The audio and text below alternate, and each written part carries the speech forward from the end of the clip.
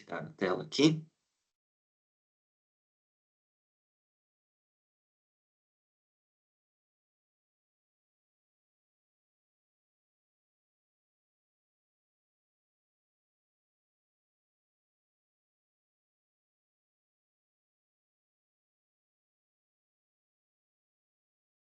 Parte 2: tipos de meios de transmissão.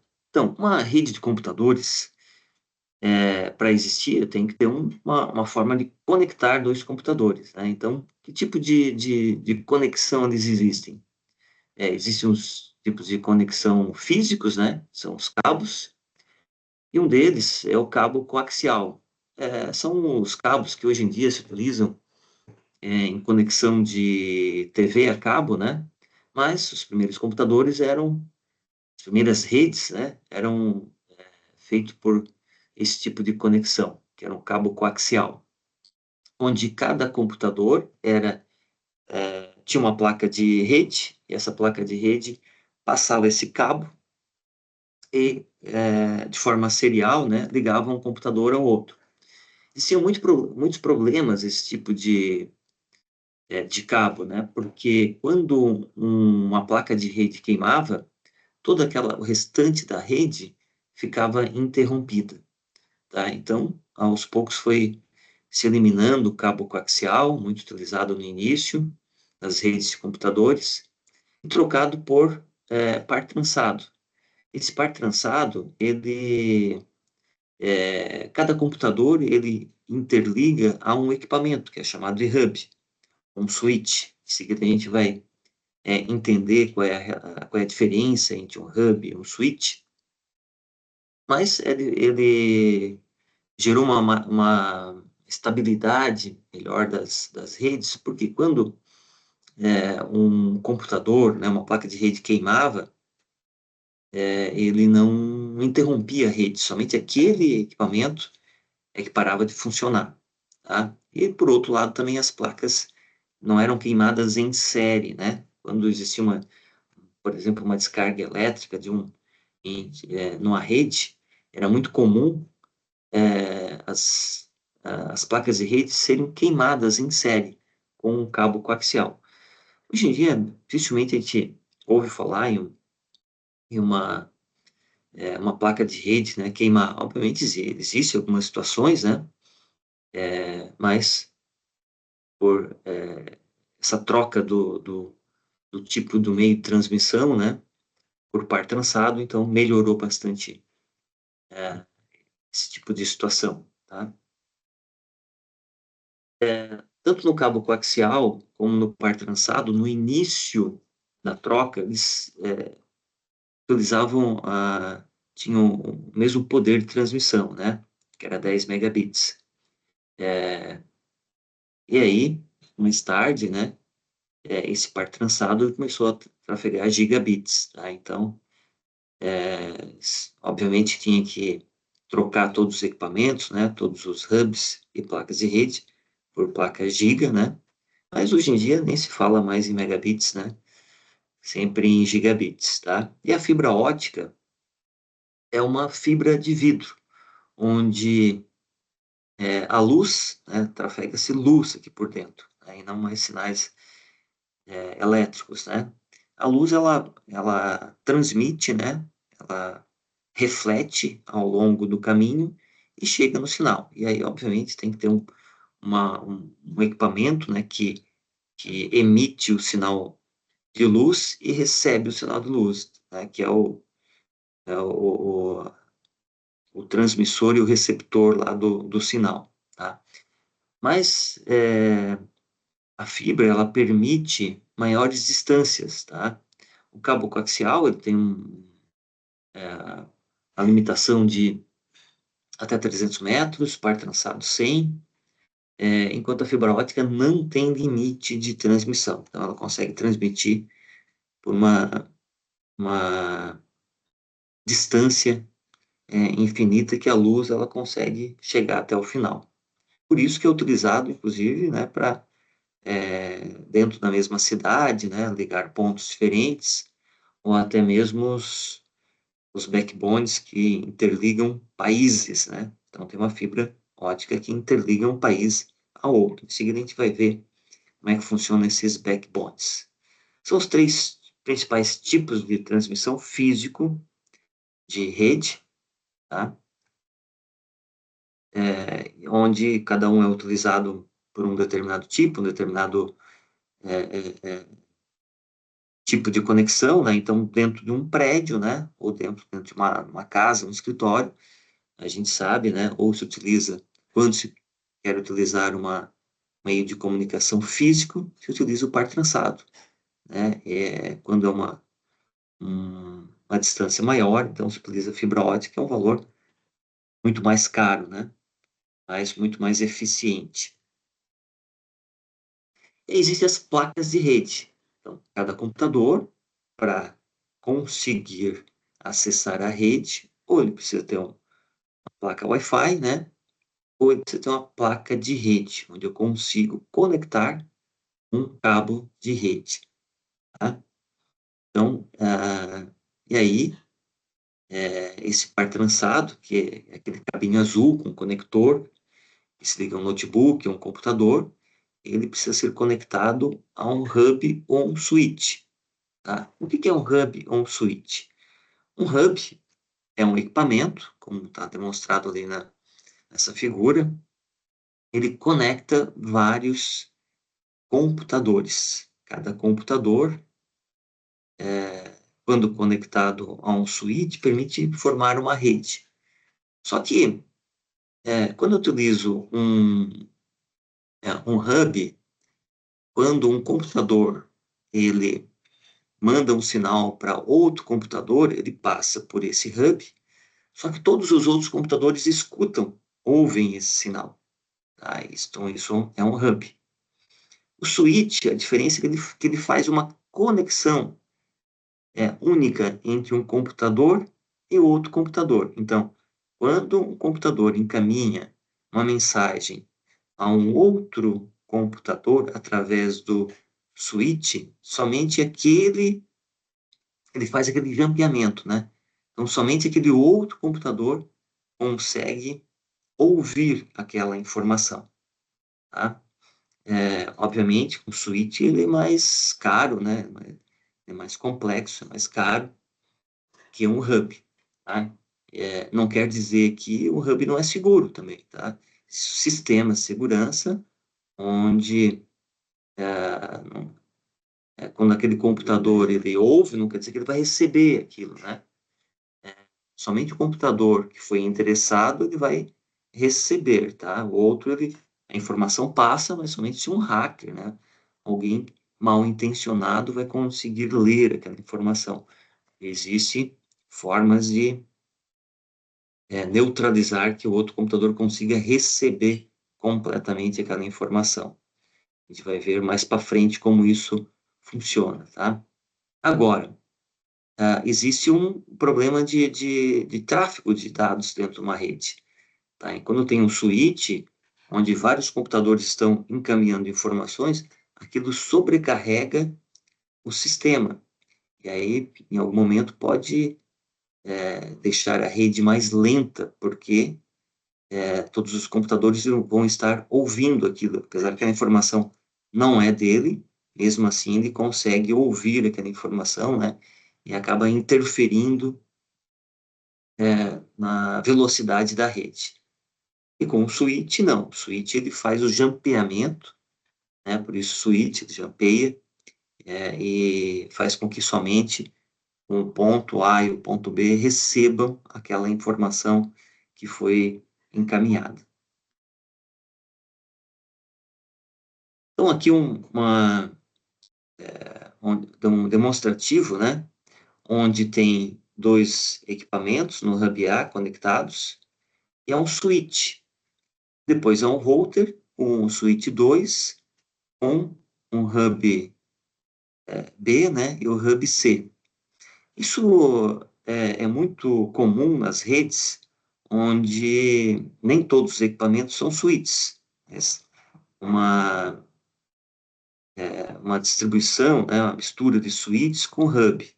Então, o que que isso significa? Quando eu tenho dois computadores ligados ao hub A, e quando ele transmite a informação de um computador para o outro, dentro do Hub A, essa informação não é transmitida, por exemplo, para nenhum computador do Hub B. Agora, se ao invés de ter um switch 1, tivesse aí um Hub 1 também, né, no lugar do switch 1, e no lugar do switch 2 tivesse um Hub, quando uma informação fosse transmitida de um computador do Hub A de um computador para o outro, a informação também ia chegar para os computadores do Hub C ou para os computadores do Hub B, porque a informação ia ser transmitida para toda a rede. Nesse caso, não, como tem o switch ele faz o jumper, né? E aí permite que faça o bloqueio ali, tá? A informação só vai ser transmitida para um computador do Hub B quando o endereço desse computador for o destino da informação. Aí sim, né, o switch, com a utilização do router, né, ele consegue chegar até o switch 2, tá? E aí descendo para o Hub B. E dessa forma, então, se faz a divisão de tráfego de rede, né? Tá? Então, era muito comum eu ter hubs conectando os computadores e, acima dos hubs, ter alguns switches para fazer a divisão de redes. Tá? Obviamente que até mesmo os hubs, né, com vários computadores conectados, podem ser substituídos por switches e, assim, melhorar o gerenciamento da rede, né, ou melhorar também a velocidade das redes, evitar que sobrecargas em redes aconteçam. Tá? É, bom, então a diferença do hub e do switch é essa, né? O hub, ele distribui para todas as conexões existentes conectadas ao hub. E o switch não, ele faz o jampeamento, né? Ou seja, ele só vai encaminhar a informação para um equipamento também conectado ao switch se o endereço da informação é direcionado ao outro ponto. Aí sim ele faz o jampeamento. Senão ele mantém a informação dentro do mesmo conexão, do mesmo porta do switch lá, né? Então essa é a grande diferença do switch para o hub. E o router, ele faz o roteamento, ou seja, ele consegue encaminhar para o outro endereço, né? Então, o router ele serve também para que eu tenha facilidade de conexão, né? Fazer roteamento randômico, né? Porque cada computador ele tem um IP, um número de IP. Agora, quando eu conecto meu computador a uma rede sem ter um router, para conseguir acessar, eu teria que fazer a configuração manual, identificar qual é o IP que está disponível na rede, configurar o IP naquele equipamento. Aí sim ele tem condições de acessar a rede, tá? Sem o router. E com, e com o roteador, ele permite fazer IPs dinâmicos. Então, eu conecto, o roteador já tem carregado quais são os IPs que aquela rede pode fornecer, e ele fornece de forma automática um IP para cada equipamento. E aí, dessa forma, então, né, o roteador, eu conecto um computador na rede, ele automaticamente já está funcionando. É o que acontece hoje, né, nas redes. A gente conecta via cabo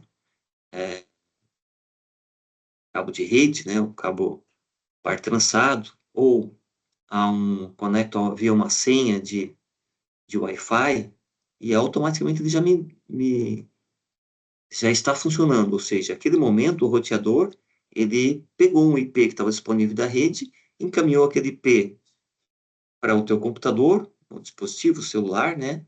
E aí aquele computador, ele passa a ser enxergado na rede por aquele IP que o roteador distribuiu.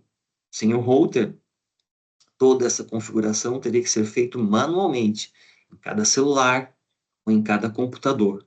Tá? Então, para isso que serve o roteador, né? Ele faz o roteamento dos IPs e a gestão, né, dos IPs dentro da rede. Ok? Falando um pouco de atualidades agora sobre as redes, né? Como nós falamos de LANs, né? O que são LANs mesmo? São as redes locais, tá? Então, falar de atualidades, né? O ideal se as redes hoje em dia se operam, né? 1 gigabits ou 10 gigabits, ou até mesmo 40 gigabits, né? Então, se a gente quiser manter a nossa rede atualizada, temos que substituir, né, os hubs antigos, principalmente aqueles hubs que trabalham somente com 10 megabits, né? Ou mesmo 100 megabits, que são muito antigos, né? Por redes mais atuais, né? Equipamentos mais atuais, então suítes gerenciáveis, né? Onde eu permito, por exemplo, ter uma conexão, uma VLAN, né? Ou seja, ligar dois computadores, somente aqueles dois computadores conseguirem acessar aquela rede, né? Sem que os demais consigam acessar. Tá? Atualidades das redes metropolitanas, que é a utilização de fibra óticas. Até bem pouco tempo atrás, né, se fazia conexão utilizando, em algumas situações ali, cabos, né, até mesmo o cabo coaxial, onde se permitia um- uma distância maior, né, de 300 metros, mas hoje em dia, obviamente, que esses cabos não são mais utilizados, né, ou então é, via rádio, né, e aí tinha todo o problema de rádio, quando tinha um tempo chuvoso, dava problema, né? Hoje em dia não, se utiliza então redes de fibra ótica, cabos, né? De fibra ótica conectando pontos dentro de uma mesma cidade, né? Tanto que hoje em dia, quando se oferece internet na sua casa, né? O pessoal fala assim, ó, tá chegando via fibra ótica, ou seja, a fibra ótica, ele é encaminhado até mesmo dentro do teu apartamento, da tua casa, e lá dentro somente que é utilizado o cabo coaxial, desculpa, um cabo de par trançado, aquele azul, né, um conector, ou então pelo roteador de Wi-Fi, tá? Então, dentro, né, de uma rede metropolitana, se utiliza fibra ótica com grande capacidade de transmissão. E nas redes WAN, né, as redes de computadores de grande distância, obviamente também, né, são os grandes backbones aí de fibra ótica interligando países, inclusive cabos submarinos, né? Então, entre Brasil e Europa, tem cabos submarinos interligando os dois continentes, cabos submarinos que vão até a América do Norte, fazem as conexões dos países, interligando países via fibra ótica. Falando um pouquinho de segurança de rede, existe algum conjunto de regras, né, que garante a segurança da rede. Então, né, protege o dispositivo, né? Então, o que deve contemplar as políticas de segurança? Disponibilidade. Então, as políticas de segurança da rede dizem, né, que a rede deve estar disponíveis, sempre disponíveis, né? E aí tem padrões de disponibilidade, né, que garante lá que não pode faltar, né, por determinadas horas, né? Como é que eu garanto que ela esteja sempre disponível? Que eu tenha duplicidade de conexões. Então, numa rede de internet, né, em algum momento a gente pode a rede para acessar algum serviço está mais lento. Por quê? Pode ter caído algum backbone. Mas, mesmo assim, uma velocidade menor, a rede, através do router, né, ela é redirecionada por outros caminhos que garante ainda a disponibilidade e a utilização. A informação precisa trafegar com integridade, ou seja, existem mecanismos que garantem que a informação, ao ser transmitida, ela chegue ao outro ponto com integridade, ou seja, a mesma informação transmitida deve ser a mesma informação que chega ao ponto de destino, né? E para isso existem alguns mecanismos de integridade para verificação se a informação que está chegando é a mesma que foi transmitida, se não houve desvio, interrupção ou entrega parcial da informação. Autenticidade, ou seja, a informação ela precisa chegar com um grau de confidencialidade e autenticidade. A confidencialidade é quando a informação ela chega ou alguém consegue acessar a informação que é disponível para ela. Outra parte que ela não pode enxergar. Então, por isso é confidencial, né? E a autenticidade, ou seja, eu preciso de alguma forma me autenticar, né? Preciso ter senhas, níveis de senhas, né? E aí, uma delas garante que eu consigo acessar, e a outra que eu consigo acessar somente a parte que me interessa, a parte que eu posso ter acesso. Outras partes de uma informação, elas podem ser gerenciadas através da confidencialidade. Às vezes tem determinada informação que eu posso ter acesso ao nome, mas não posso ter acesso, por exemplo, ao CPF ou salário de um determinado cadastro, por exemplo.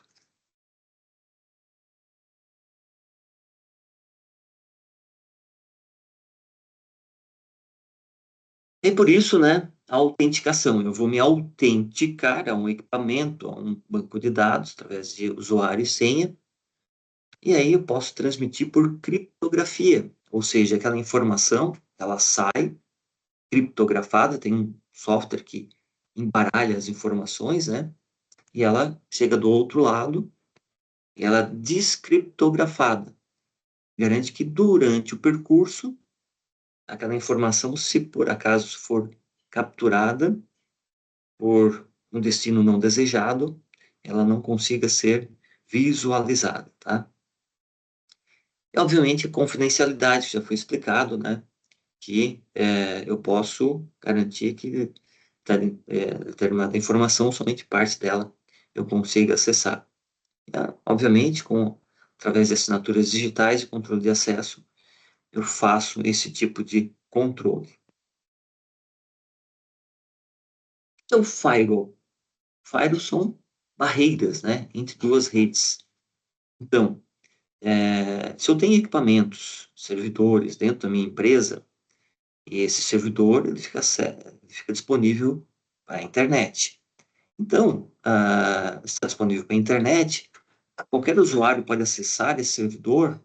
Não, tá? Nem chegar ao servidor, mesmo que o servidor tenha níveis de autenticidade também. Mas antes disso, eu crio uma parede de fogo, firewall, que garante que tem algumas políticas, ou seja, determinados IPs conseguem acessar, né, ou determinados usuários conseguem acessar.